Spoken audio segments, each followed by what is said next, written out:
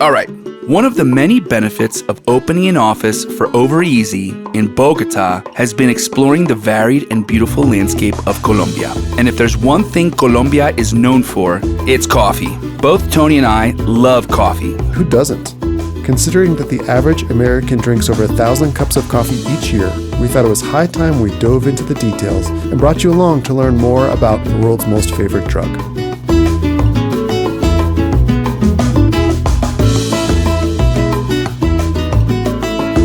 After stuffing our faces with the chorizo master chef Don Guillermo, the logical next move was to grab a great cup of coffee. Welcome to Chinchina, otherwise lovingly known as Colombia's coffee heart. Here, coffee is so important that town even has a coffee research center. Today, we're visiting Finca Las Vegas, a family-run coffee farm perched high up in the Andes Mountains. I don't think my life's going to be complete to have a mango tree in my yard. A major what? Mango tree in my yard. Really? I really want to have it. Elevation is key to a high-quality cup of joe. Between the winding roads and foggy hills, the team at Finca Las Vegas cultivates coffee varietals like Castillo, Caturra, Tabi, and Bourbon Rosado. In this part of the world, coffee is serious business. If there's a hill, it's sure to be covered in a thick veil of shiny green coffee shrubs. It was pretty humbling to learn about just how much effort goes into every bean. From selecting varietals to hand-picking the ripest coffee cherries by hand while fighting for your life on steep and slippery hillsides. I will caer. Do it. Are you going up there? Yeah, I just don't have a lot of... You could do it. Yeah, por eso, es que no me quiero caer. Yo, I know you do. A ver. I can push it. No. Momentum.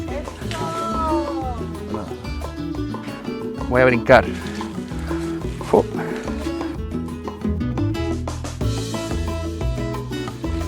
I like that little, you did like a little trick there. Well, softly. It's got a little sweetness to it. Yeah. I did not expect that. Once the coffee cherries are picked, the Colombian pickers haul huge bags of fruit back to the weighing station to receive their daily pay.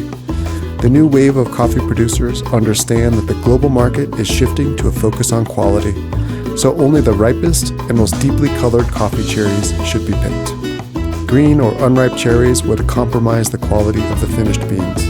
Then the pickers have to haul huge sacks of cherries back to the plant to be weighed and processed. Most coffee junkies will know this, but in case you didn't know, there are 3 major methods of producing coffee: washed, honey, and natural. Today's harvest is set to be a classic washed style. In this process, the cherries are pressed to separate the pulp from the beans. Each cherry yields 2 coffee beans. To produce a single pound of coffee, around 2,000 cherries need to be picked and sorted. The bare beans are then washed and allowed to ferment. Finally, the coffee is sun-dried on covered patios where it is spread out to ensure the beans dry evenly. After these processes, the green, unroasted coffee beans are ready to be exported, and roasters throughout the world can put their signature toast to the final coffee. As the old saying goes, the shoemaker's kids go barefoot, and sadly, most Colombians have consumed poor quality coffee, Often not even grown in Colombia. That said, the tides are changing, and the local demand for quality coffee has seen dramatic growth.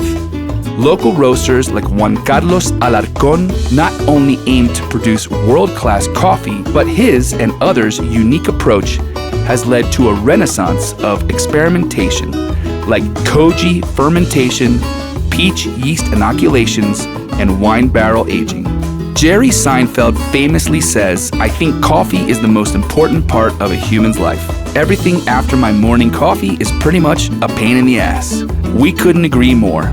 The next time you start your morning ritual, remember, there are people, hands, hillsides, donkeys, grit, muscle, and hard work that goes into picking every single bean that made it into your morning cup.